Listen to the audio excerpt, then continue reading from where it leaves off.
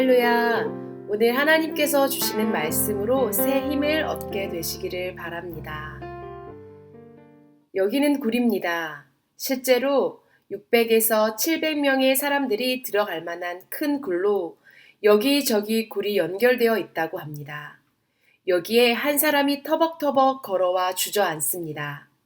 이 사람은 얼마 전 자기가 죽을까봐 무서워 미치광이 연기를 하며 침을 흘리고 문을 끄적끄적 대다가 온갖 천대를 받고 도망와 앉아 있습니다.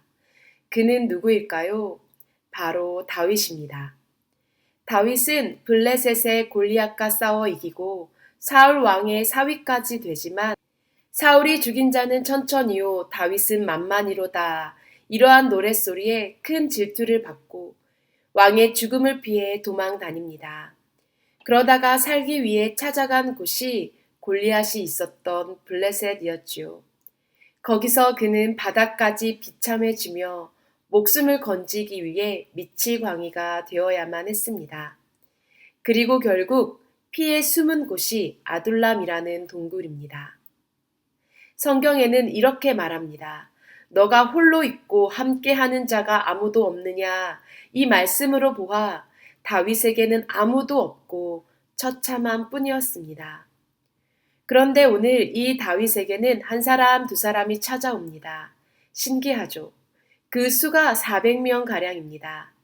누가 다윗을 찾아왔을까요? 힘있는 장군이 무사가 찾아왔을까요? 오늘 말씀에 환난당한 모든 자, 빚진 모든 자, 마음이 원통한 자, 이러한 모든 자가 모였다고 합니다. 다윗에게 모인 400명, 사울과 대적해야 할 그 군대가, 아니 군대라고 할 수 없는 이 공동체가 강한 사람들이 모인 것이 아니라 몸과 마음이 병든 자들이 모였다는 것입니다. 우두머리라고 하는 다윗조차 도망자일 뿐이었습니다. 시편에 보면 아굴람 동굴에서 지은 2개의 시가 있습니다. 그 중 하나에 이렇게 말합니다. 오른쪽을 살펴보소서. 나를 아는 이도 없고 나의 피난처도 없고 내 영혼을 돌아보는 이도 없나이다. 무슨 말씀입니까? 모두가 약하여서 서로 돌보지도 못하고 힘이 되지 못하는 그런 공동체라는 것입니다. 하나님이 이들에게 첫 번째 명령을 하십니다. 바로 블레셋 군대를 쳐서 사람들을 구원하라 라고 말입니다. 그때 사람들은 이렇게 말합니다. 여기 아둘람 굴도 죽을까봐 사울 왕이 쫓아올까봐 무서운데 하물며 블레셋 군대를 치라뇨. 그러나 하나님은 3,000명이나 되는 강한 사울의 군대가 아닌 한낱 작고 연약한 아둘람 팀을 사용하셔서 말씀하셨습니다. 고린도전서 1장 27절 29절 말씀에 세상의 약한 것들을 택하사 강한 것들을 부끄럽게 하시며 하나님께서 세상에 천한 것들과 멸시받는 것들과 없는 것들을 택하사 있는 것들을 폐하려 하시나니 이는 아무 육체도 하나님 앞에서 자랑하지 못하게 하려 하심이라. 결국 아둘람 군대는 싸움에서 기적과 같이 이기게 됩니다. 그리고 400명에서 600명의 군대가 되어집니다. 아둘람 공동체는 처음에는 피난처, 도망자들이 숨은 곳이었지만 그곳은 바뀌어집니다. 바로 회복의 자리가 되었습니다. 그리고 승리가 있는 공동체가 되어졌습니다. 환난당한 모든 자, 빚진 모든 자, 마음이 원통한 자에게 승리가 주어지게 됩니다. 다윗이 아둘람 굴에서 쓴 시를 봅시다. 시편 57편 7절 8절에 하나님이여 내 마음이 확정되었고 내 마음이 확정되었사오니 내가 노래하고 내가 찬송하리이다. 내 영광아 깰지어다. 비파야 수금아 깰지어다. 내가 새벽을 깨우리로다. 앞절만 해도 내 영혼이 억울하다고 말합니다. 그러나 그 아둘람에서 다윗은 마음이 확정됩니다. 그리고 내가 새벽을 깨우리로다 라고 외칩니다. 이 새벽은 실제 새벽을 말하는 것이 아닙니다. 어둠을 이제는 깨고 슬픔과 절망을 이제는 깨고 아침이 오는 새벽을 깨운다는 것입니다. 이제 이기리라 하는 믿음의 고백인 것입니다. 이 아둘람은 변하기 시작하고 승리의 기운이 맴돌았습니다. 예수님이 택하신 공동체를 살펴봅시다.